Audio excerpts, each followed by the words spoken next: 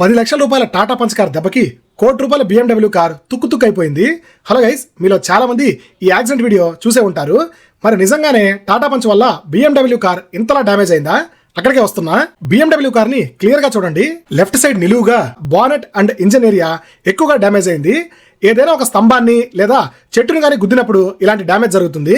ఇప్పుడు Tata punch car ని చూడండి, ఒక సైడ్ కి మాత్రమే ఎక్కువగా డ్యామేజ్ జరిగింది.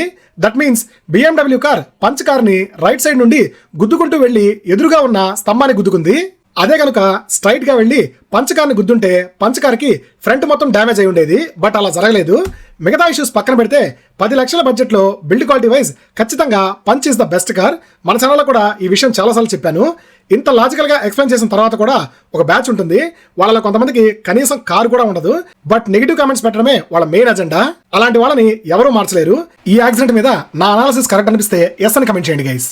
ఇంకా ఇలాంటి ఇంట్రెస్టింగ్ ఆటోమొబైల్ అప్డేట్స్ కోసం మన ఛానల్ని తప్పకుండా సబ్స్క్రైబ్ చేసుకోండి.